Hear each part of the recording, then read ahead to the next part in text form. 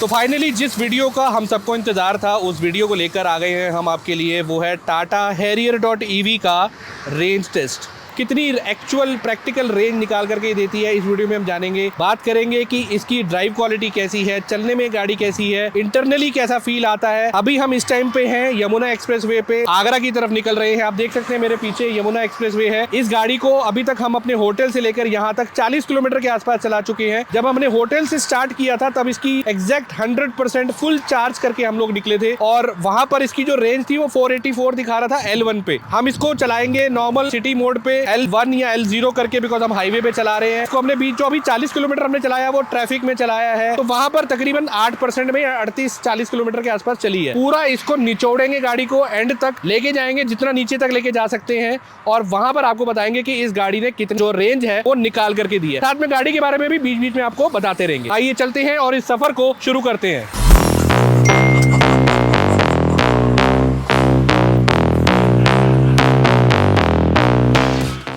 सफ़र start हो चुका है और इस सफ़र में हम आपको लेके चल रहे हैं आगरा, जैसे कि मैंने पहले भी बताया। एक बार मैं आपको जो मैंने बाहर बताया था वो मैं आपको एक बार दिखा भी देता हूँ। इस टाइम 90% जो है SOC लेफ़्ट है, 407 किलोमीटर है। ओवरऑल हम इसको हाईवे पे चलाने वाले हैं, तो हाईवे पे वैसे भी थोड़ी सी रेंज आप समझ लीजिए कि 5-7% कम ही आती है, बिकॉज ओवरऑल आपकी यहाँ पे रीजन बिल्कुल ज़ीरो रहता है। रीजन अभी मैंने ज़ीरो कर रखा है, तो सिटी में जब चलाएंगे तो ऑब्वियसली रीजन की वजह से थोड़ी और जो माइल रेंज है वो इम्प्रूव होती है। सो जो रियर व्हील ड्राइव है उसमें आपकी रेंज 500 ऑन ग्राउंड रियलिटी में आपकी 500 किलोमीटर के आसपास आनी चाहिए। लेकिन क्वाड व्हील ड्राइव, क्योंकि 4 व्हील ड्राइव है, आपकी ऑल व्हील ड्राइव है, इसमें आपकी जो है दोनों मोटर्स काम कर रही हैं, तो कहीं ना कहीं एनर्जी कंजम्पशन ज़्यादा हो रहा है। तो 450 भी अगर हम अचीव कर पाए तो मैं मानूंगा कि हमने अपना गोल जो है वो अचीव कर लिया। बाकी इस वीडियो में बने रहिए। हमारी कोशिश ये रहेगी हम हर 50 या 70-80 किलोमीटर के आसपास आपको एक अपडेट देते रहेंगे, जिससे कि आपको भी एक आइडिया लगता रहे कि कितने किलोमीटर में कितनी बैटरी जो है वो कंज्यूम हुई है। ठीक है, एक बार फिर से बता देता हूँ, 89% लेफ्ट है, 402 किलोमीटर की रेंज दिखा रहा है। हम अभी जो चल चुके हैं वो 42 किलोमीटर चल चुके हैं।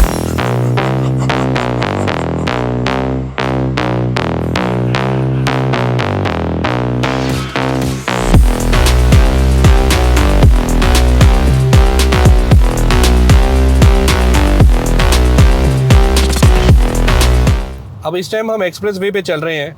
अब आप देख सकते हैं कि ये लेन कीप असिस्ट जो है वो बहुत अच्छे से काम कर रहा है। यहाँ पर आपको हल्का सा स्टीयरिंग जो है वो खुद से ऑपरेट होता हुआ दिख रहा होगा।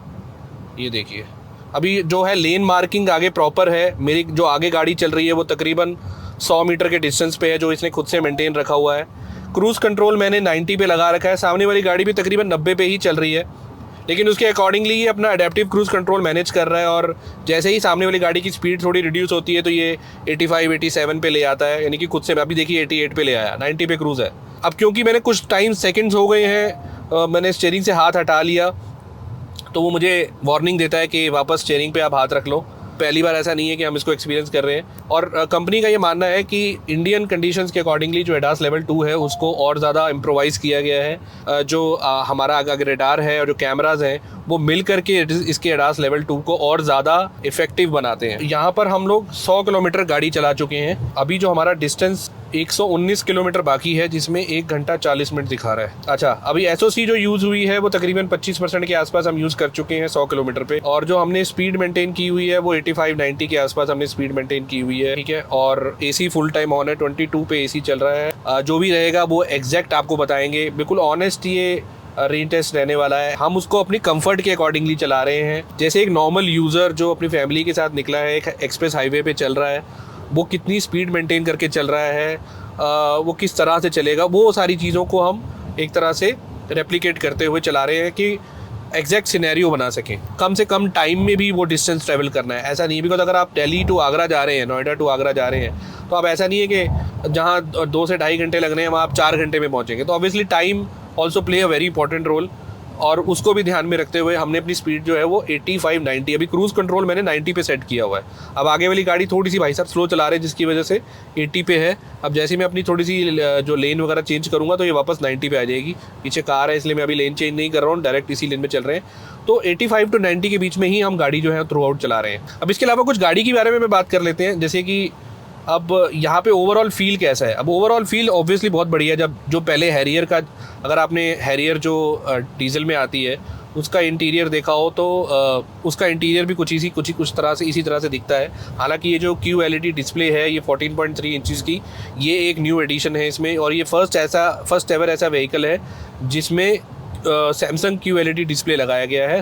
और इसका जो ओवरऑल लुक एंड फील है, जो ओवरऑल जो क्लैरिटी है, जो क्रिस्पीनेस है, वो इतनी शानदार है। थ्रू आउट कंप्लीट ब्राइट जो सनलाइट है उस पर भी पड़ती है तब भी ये बहुत अच्छा डिस्प्ले देता है। एक और चीज़ जो हमने एक्सपीरियंस करी वो ये कि हमें जब सुबह ब्रीफ किया जा रहा था इस कार के बारे में, तो वहाँ पे बताया जा रहा था कि इसमें डॉल्बी सराउंड आता है, डॉल्बी सराउंड साउंड इसमें आपको मिलता है। लेकिन अभी फ़िलहाल डॉल्बी जो साउंड है वो आप अपने सॉन्ग्स उस पर प्ले नहीं कर सकते। कुछ ऐसी प्री लोडेड साउंड्स हैं जो इसमें रखी गई हैं, सराउंड साउंड आपको फील होता है। And trust me on this के वो इतना शानदार साउंड था, वो आपको ऐसा फील होगा कि आप किसी सिनेमा हॉल में बैठे हैं। और आप इमेजिन कीजिए जब आप उस पर अपने सॉन्ग्स चलाएंगे किस तरीके का फील आने वाला है। मतलब मैं तो उस चीज़ का वेट कर रहा हूँ। मैंने उनसे पूछा भी कि क्या हम इसमें सॉन्ग्स चला सकते हैं, तो उन्होंने कहा अभी इसमें नहीं चला सकते, लेकिन बहुत जल्दी अपडेट आ जाएगा, OTA अपडेट आ जाएगा, जिससे कि आप डॉल्बी जो डिजिटल साउंड है उसमें अपने सॉन्ग्स भी प्ले कर पाएंगे।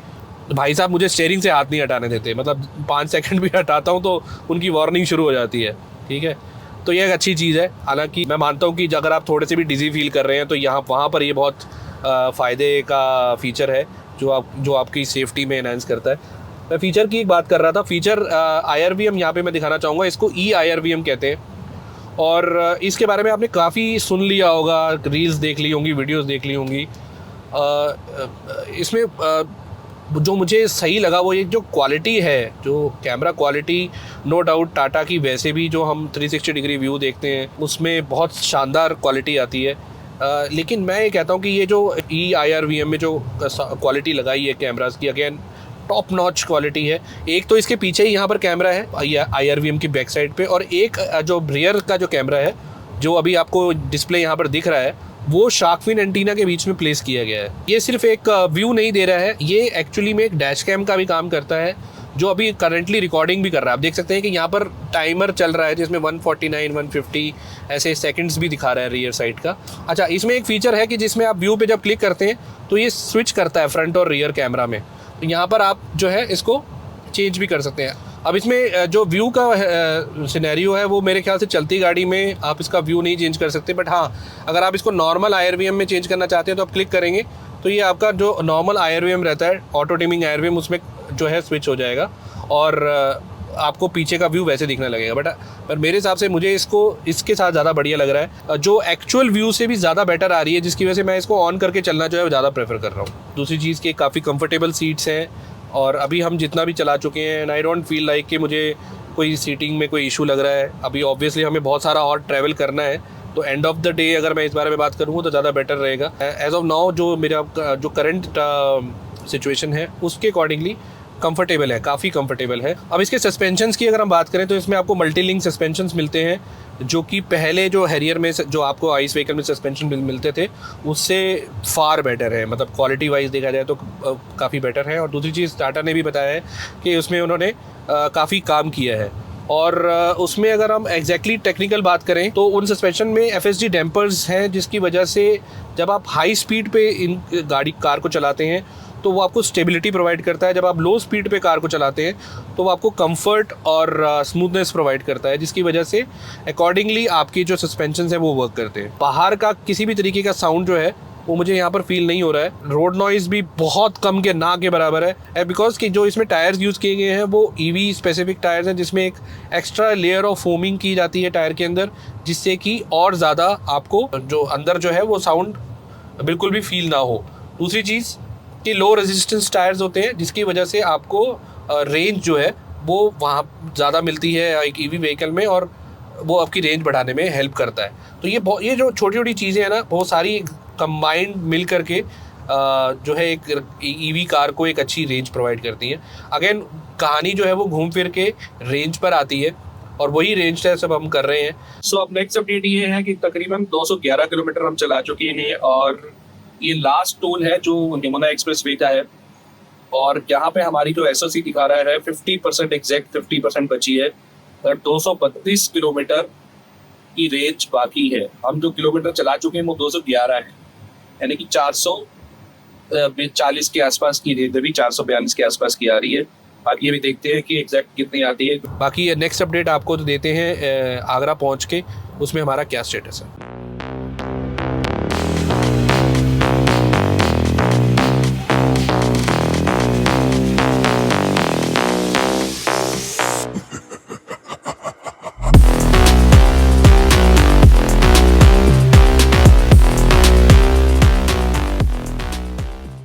हम लोग फाइनली पहुंच चुके हैं आगरा और हमने चला ली है टोटल 232.9 किलोमीटर। सामने आप देख सकते हैं 233 किलोमीटर वन साइड हम चला चुके हैं। इस टाइम जो एसओसी लेफ़्ट है वो 45% लेफ़्ट है और रेंज जो बाकी बची है वो 200 किलोमीटर की बची हुई है। यानी कि आप मान सकते हैं कि 232 और 210 के आसपास, 440 के आसपास की रेंज ये निकाल के देने की अभी सिचुएशन में है, दिखा रहा है। अब जिस चीज़ के लिए आगरा पहुंचे हैं वो भी दिखा देते हैं। वो है बिल्कुल सामने, आप देख सकते हैं हमारी विंडशील्ड से दिख रहा है ताजमहल का बैक साइड। और ये जो है व्यू हमें बहुत ही ढूंढने पर मिला है। आई नो कि बहुत से लोग बोलेंगे यार ये कैसा व्यू है ताजमहल का। ये भी पीछे बैक साइड है उसकी और थोड़ा कंस्ट्रक्शन वर्क वगैरह चल रहा है, तो 450 तो ये आराम से चल जाएगी। अगर रास्ते में ज़रूरत लगी तो हम थोड़ा सा चार्जिंग भी करेंगे। वो डिपेंड करता है कि हमारे होटल पहुंचने तक ये उतनी सपोर्ट देगी कि नहीं देगी। बहुत से लोगों की ये विश थी कि हम हैरियर ईवी का रेंज टेस्ट जल्दी से करें, तो आज हमें मौका मिला है तो हमने कहा भाई चूकेंगे नहीं, 400-500 जितना चलाना पड़े चलाएंगे। तो बने रहिए हमारे साथ। चैनल पे पहली बार आए तो सब्सक्राइब कर लीजिए। वीडियो जो है आपको अगर पसंद आ रहा है, यहाँ तक देख लिया है, तो वीडियो को लाइक ज़रूर कीजिए। वीडियो हमने और बनाया है, वो आपको डिस्क्रिप्शन में लिंक मिल जाएगा, वहाँ पर आप जाके इसकी सारी चीज़ें देख सकते हैं, जिसमें हमने जो फर्स्ट इन सेगमेंट फीचर्स हैं उसके बारे में बात की है इस हैरियर ईवी के ऊपर। तो वो वीडियो पे जाके ज़रूर देखिए। प्लस अगर आपका कोई और क्वेश्चन है तो हमें कमेंट कीजिए, क्योंकि अब हम गाड़ी को पूरी तरह एक्सपीरियंस कर चुके हैं, तो एक Q&A वीडियो भी हम अलग से रख लेंगे अगर आपके क्वेश्चंस बहुत ज़्यादा आते हैं, जिसमें कि मैं वो सारे क्वेश्चंस का आंसर करने की कोशिश करूंगा। अगर आप हमारे इंस्टाग्राम चैनल को फॉलो नहीं किया तो इंस्टाग्राम को भी फॉलो कर लीजिए, क्योंकि इसी कार के से रिलेटेड बहुत सारी रील्स हमने उस चैनल अपने इंस्टाग्राम पर डाली हैं। तो हमारे चैनल को सब्सक्राइब कीजिए, लाइक कीजिए, वीडियो को शेयर कीजिए अपने फ्रेंड्स के साथ जो ईवी कार लेना चाह रहे हैं, स्पेसिफिकली हैरियर ईवी को। और वीडियो में बने रहिए, अभी रेस्ट 50% वीडियो बाकी है, पिक्चर अभी बाकी है मेरे दोस्त। अभी जो मेन हमारी टैगलाइन थी जो हमने बहुत ही सोच करके निकाली है वो तो रह गई, ताज से ताज तक। यानी कि ताज होटल जो हमारा जहाँ पे हम रुके हुए हैं वो हमारा ताज सूरजकुंड जहाँ पे होटल था, वहाँ से लेकर ताज महल तक, यानी कि ताज से ताज तक हमने ये डिस्टेंस अभी ट्रेवल किया है। तो बने रहिए इस वीडियो में। अब बढ़ते हैं आगे अपने रेस्ट ऑफ द वीडियो की तरफ। तो रेन टेस्ट करते करते कहानी में थोड़ा सा ट्विस्ट है, और ट्विस्ट ये है कि हमारी जो एसओसी लेफ़्ट है वो भी आप स्क्रीनशॉट देख रहे हैं कि कितनी एसओसी लेफ़्ट है, तकरीबन 40% के आसपास लेफ़्ट है। और जितना डिस्टेंस हमें ट्रैवल करना है वो हमें लग रहा है कि उतना ट्रैवल नहीं हो पाएगा, बिकॉज़ यहाँ पर आगरा में हमने एक और वीडियो शूट किया है जिसका लिंक मैं डिस्क्रिप्शन में दे दूंगा। सोचा कि थोड़ा सा जो है एक टॉपअप कर लेते हैं चार्ज अपने हैरियर.ev का, सो दैट कि हम इजीली जो है वापस पहुंच सके। इस टाइम हम स्टैटिक की एक लोकेशन पे है, और इस लोकेशन को हमने बहुत इजीली फाइंड आउट कर लिया उनकी ऐप की हेल्प से। आप कहीं पर भी हैं, आप इनकी ऐप को यूज़ करके लोकेशन फाइंड कर सकते हैं जहाँ पे नियरेस्ट आपके कहाँ पे चार्जर्स अवेलेबल हैं, कितने किलोवाट के हैं, वो अभी अवेलेबल है या ऑलरेडी इन यूज़ हैं। तो क्योंकि स्टैटिक का जो इंफ्रास्ट्रक्चर है वो ऑलरेडी इतना वाइड है, तो अगर आप लॉन्ग ट्रिप भी प्लान कर रहे हैं, हैरियर.ev जैसी बड़ी गाड़ी जिसका आप जो बैटरी पैक है वो 75 किलोवाट आवर का है, तो भी आपको कोई टेंशन लेने की ज़रूरत नहीं है, बिकॉज 0 to 80% जो है ये सिर्फ 45 मिनट्स में चार्ज कर देती है। और इसकी जो इनटेक कैपेबिलिटी है 120 किलोवाट की, वो भी अब स्टैटिक में आपको बहुत सारी जगह लोकेशन पे चार्जेस मिल जाएंगे जिसकी जो आउटपुट कैपेसिटी है वो 120 किलोवाट की है। तो इसकी वजह से आप इसको 15 मिनट में 250 किलोमीटर तक जो है उसकी रेंज को बढ़ा सकते हैं। चार्जिंग ऑन करते हैं और मैं आपको छोटा सा एक ब्रीफ देता हूँ कितनी देर हमने चार्ज किया, कितने पैसे हमारे लगे। अब हमने स्टैटिक को ऐप को ओपन किया, हम यहाँ पर इस टाइम पे इस लोकेशन पे हैं, स्टैटिक पदम हाई स्ट्रीट लोकेशन। यहाँ पे 2 कनेक्टर हैं, दोनों अवेलेबल हैं। सो ऐड क्रेडिट्स पे जाकर के मेरे पास ऑलरेडी 100 रुपीज़ की थी, तो मैं यहाँ पर लेट्स से 500 की मैं यहाँ पर डाल देता हूँ अमाउंट। 500 रुपीज़ मैंने डाल दिया, प्रोसीड टू पे। अच्छा, सबसे इंपॉर्टेंट चीज़ ये है कि यहाँ पर आपको मल्टीपल जो है पेमेंट ऑप्शंस मिलती हैं, यानी UPI से आप कर सकते हैं, क्रेडिट कार्ड यूज़ करते हैं, नेट बैंकिंग यूज़ कर सकते हैं। इनफैक्ट बहुत सारे वॉलेट्स भी अवेलेबल है, आप देख सकते हैं कितनी लंबी लिस्ट है वॉलेट्स की जो आप यूज़ कर सकते हैं। मैं यहाँ पर UPI यूज़ करने वाला हूँ, तो यहाँ पर मैंने पेटीएम UPI सेलेक्ट किया, मेरी पेटीएम ऐप ओपन हो गई है। मेरी पेमेंट कंप्लीट हो गई है और यहाँ पर अब मेरे पास क्रेडिट्स में आ गए हैं 600 रुपीज़। ठीक है, अब मैं वापस जाता हूँ अपने मैप पे जहाँ पे मुझे चार्जर दिखा रहा था। मैंने चार्जर सेलेक्ट किया तो गन 2 मैंने कनेक्ट कर ली है। यहाँ पर अब मैं चार्ज नाउ पे क्लिक करूँगा। परसेंटेज में जाके मैं इसको परसेंटेज डिफाइन कर दूंगा। 11% मैंने किया। उसने मुझे बताया एस्टिमेटेड इनवॉइस समरी आपकी 161 है, स्टैटिक वॉलेट में 600 है। मैं स्टार्ट नाउ पे क्लिक कर दूंगा और ये मेरी जो चार्जिंग है वो स्टार्ट हो गई है। आप सुन सकते हैं आवाज़। मेरी जो कार है वो इस टाइम चार्ज हो रही है, 39 पे है। हमने 11% लगाया है तो ये 50% हमें चार्ज करके दे देगी। ठीक है, रेंज अभी 208 है। हमारा जो डिस्टेंस है वो 208 से ज़्यादा है, इसीलिए हमने इसको चार्ज किया है। अब सबसे अच्छी चीज़ ये है कि ये चार्जर जो है ये एक मॉल में है और पब्लिकली बहुत ही ईजिली एक्सेसिबल है, सेफ स्पॉट है, सामने मार्केट वगैरह है। So till the time your car is getting charge you can have a cup of coffee और समथिंग एल्स और एनी स्नैक्स यू वांट। जो आप छोटा सा ब्रेक अगर लेना चाहें तो वो ले सकते हैं, सो दैट कि आप भी रिफ़्रेश हो जाएं और आपकी गाड़ी भी चार्ज हो जाए। ठीक है, तो इसको चार्ज होने देते हैं और हम लोग चलते हैं मॉल के अंदर, कुछ थोड़ा बहुत खा पी लेते हैं और तब तक वापस आएंगे तो ये चार्ज हो जाएगी। सो फाइनली हमने आगरा से वापस सूरजकुंड की तरफ जो है अपना रिटर्न कर लिया है। अभी हमारा डिस्टेंस जो है वो 193 किलोमीटर्स है। राइट नाउ जो टाइम हो रहा है 5:40। अभी रेंज जो हमारी आ रही है वो 208 आ रही है और डिस्टेंस जो हमने ट्रैवल करना है वो 192 है। आप मान के चलिए कि क्योंकि ईवी का मुझे काफ़ी एक्सपीरियंस हो गया है तो मान के चलिए कि ये नेक टू नेक ही है एक तरह से। हम अंडर 10% ही वहाँ पे पहुँचने वाले हैं। इनफैक्ट हो सकता है अंडर 5% पहुँचे। ठीक है, अभी राइट नाउ थोड़ी सी स्पीड भी हमने बढ़ाई हुई है, तो हमने 100 की स्पीड जो है क्रूज़ कंट्रोल पे सेट की हुई है, which is slightly higher than जितनी स्पीड से हम आए थे ना, 85 to 90 की स्पीड से आए थे। अभी 100 पे वापस जा रहे हैं। सो अभी टोटल जो हम इसकी चला चुके हैं सुबह से वो 266.3 किलोमीटर चला चुके हैं। ठीक है, 266.3 किलोमीटर, जिसमें 45% हमारी बैटरी लेफ़्ट है।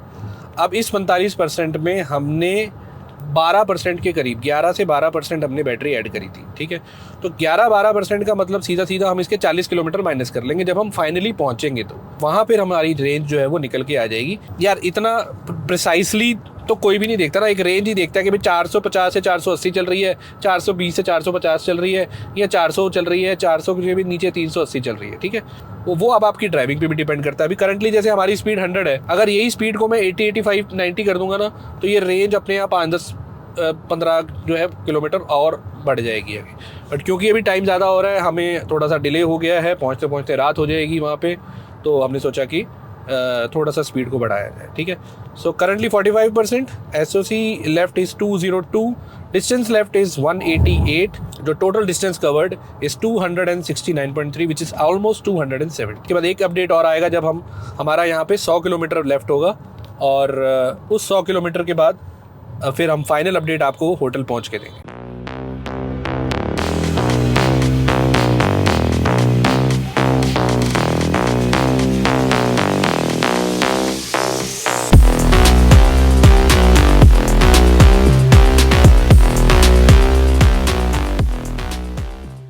जो टाइम है एक और अपडेट का, और अब हमारा डिस्टेंस जो लेफ़्ट है वो पूरा 100 किलोमीटर बचा हुआ है। हम अभी 100 किलोमीटर दूर हैं अपने होटल से जहाँ से हमने सुबह स्टार्ट किया था। अब सबसे इम्पॉर्टेंट चीज़ जो दिल की धड़कनें तेज़ करने वाली बात है वो ये है कि रेंज सिर्फ 103 किलोमीटर की है और बिल्कुल भी मार्जिन बचा नहीं है। एंड आई होप कि हम लोग जो है विदाउट एनी प्रॉब्लम पहुंच पाएँ। 362.2 टू बी एग्जैक्ट, और 98 किलोमीटर्स जो है वो पेंडिंग है। थ्रू आउट हाईवे पे चली है। मान के चलिए कि 80% हाईवे है, 20% सिटी है, क्योंकि पहले हम लोगों ने होटल से लेकर यमुना एक्सप्रेस वे ऑलमोस्ट 10% यानी कि 37-38 किलोमीटर था हमारा, और वही फिर हम यमुना एक्सप्रेस वे से वापस आगरा, और आगरा से फिर वापस यमुना एक्सप्रेस वे, तो अगेन 30 से 40 किलोमीटर वो था। 75 हाईवे, 25 सिटी। जो हाईवे है उसमें ज़्यादातर रेंज जब गिरती है जब आप उसको कंटिन्यूसली चलाते हैं विदाउट एनी रीजन। अभी रीजन 0 है और अभी हमने फ़िलहाल इको मोड पे इसलिए कर दिया बिकॉज रेंज जो है वो कम आ रही है। जब आप हाईवे पे चलाते हैं तो उसकी रेंज जो है वो ऑलमोस्ट आप समझ के चलिए कि 8 से 10% की रेंज गिरती है थ्रू आउट, अगर 100% आप चला रहे हैं तो। अगर यही सिटी में चलाते तो सिटी में ऑब्वियसली आपको रेंज थोड़ी और बेटर मिलती है। कुल मिला के आप इधर से कान पकड़ें या उधर से कान पकड़ें, आप ये मान के चलिए कि 450 की रेंज तो ये निकाल देगी आपको सिटी हाईवे मिक्स करके। लास्ट अपडेट आपको तभी मिलेगा जब हम अपने होटल पहुंच जाएंगे और वहां पर हम एक्चुअल रेंज इसकी आपको बताएंगे। यार अब पहुंचने वाले हैं, तकरीबन 26 किलोमीटर रह गए हैं, लेकिन एक सिचुएशन थोड़ी सी यहाँ पर खस्ता हालत हो गया है कि एक तो 5% बैटरी बची है, 26 किलोमीटर अभी अभी हमें और जाना है। अब मुझे नहीं समझ में आ रहा कि ये पहुंच पाएगी कि नहीं पहुंच पाएगी। 5% SOC लेफ़्ट है और 26 किलोमीटर, अब 25 किलोमीटर हमें अभी और जाना है। देखते हैं आगे क्या होता है, लेकिन एक छोटा सा अपडेट आपको देना था।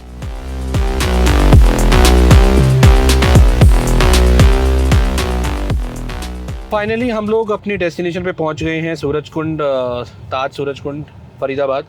जैसे कि अभी आप स्क्रीन पे शॉट्स देख रहे हैं, 4% पे तकरीबन 5% पे 25 किलोमीटर के आसपास थी। एक बार हम लोग भी घबरा गए थे कि क्या होगा, लेकिन अल्टीमेटली जो है ये आखिरी के 5% में ठीक ठाक रेंज निकाल देती है। AC वेसी सब कुछ बंद था, रीजन लेवल 3 कर दिया था, इको मोड पे हम लोग आ गए थे और वहाँ से इसने हमें 2% रहते, 1% अभी 2% अभी दिखा रहा है, 1% पे अभी हम 1.9 किलोमीटर लेफ़्ट है, यहाँ पे दिखा दे एक बार, 1.9 किलोमीटर लेफ़्ट है, तो हम वहाँ पे आराम से पहुँच जाएंगे। सो आप देख सकते हैं कि ये फरीदाबाद का नज़ारा कुछ इस तरह का है। रात के बज रहे हैं 9:26, थोड़ा लेट हो गए, अपने इको उस मोड में आ जाता है, एनर्जी सेविंग मोड में, और उसमें फिर स्पीड को रिड्यूस कर देता है। ओवरऑल एक्सपीरियंस बहुत ज़बरदस्त रहा। वहाँ पर हम लोग जो वीडियो बनाने लग गए, वहाँ पे टाइम ज़्यादा लग गया थोड़ा सा, और वहाँ पे थोड़ी सी बैटरी ज़्यादा कंज्यूम हो गई जितना हम सोच रहे थे। कंक्लूड करते हैं, कंक्लूजन ये है कि 472 किलोमीटर्स के आसपास जो है ये हमने चला दी है। 110% में 475 kilometre, 450 always on the cards. आप इसको कैसे भी चलाइए, थोड़ा सा सिटी में जा चलाएंगे तो रेंज और अच्छी आ जाएगी आपको, हाईवे पे चलाएंगे थोड़ी सी रेंज कम आएगी, कम इन द सेंस अभी जितनी आई है उतनी आएगी, 450, 445, 455 के आसपास, ठीक है। अगर आप रियर व्हील ड्राइव लेते हैं तो 500 आराम से दे देगी, जहाँ तक मुझे लग रहा है, बिकॉज वहाँ पर पावर कम है, सिर्फ रियर व्हील आपकी मोटर मिलती है। तो यहाँ पर मैं इस वीडियो को अब कंक्लूड करना चाहूँगा, बिकॉज सिर्फ 1 किलोमीटर बचा है हमारा होटल, और अब हम भी पूरी तरह से टायर्ड हो चुके हैं, सुबह के निकले हुए हैं। कि कैमरे के सामने एक तो कुछ मिनट्स की फुटेज आती है, लेकिन बिहाइंड द कैमरा जो है बहुत ज़्यादा एफर्ट लगता है। अब ये मैं इसलिए बता रहा हूँ कि मैं चाहता हूँ कि आप मेरे चैनल को सब्सक्राइब कर लीजिए, क्योंकि सब्सक्राइब करेंगे तो हमें मोटिवेशन आएगी और हम इस तरह की वीडियोज़ आगे भी आपके लिए लेके आते रहेंगे। अगर सुबह से रात तक की गई मेहनत से आपका सब्सक्राइब का बटन क्लिक हो जाए ना, तो मेरे को उससे ज़्यादा और कुछ एक्सपेक्टेशन है नहीं। निचोड़ करके हमने सारा रेंज टेस्ट किया है और आई होप आपको ये पसंद आया होगा। अगर चैनल को सब्सक्राइब नहीं किया तो चैनल को सब्सक्राइब ज़रूर कर लीजिए, अगेन एक रिक्वेस्ट है। और अगर वीडियो यहाँ तक देख ली है तो आई होप आपने अभी तक लाइक भी कर दिया होगा, अगर नहीं किया 1% भी तो प्लीज़ लाइक भी कर दीजिए। इस वीडियो के साथ इसको एंड करते हैं, मिलते हैं किसी और वीडियो में, तब तक के लिए goodbye and take care.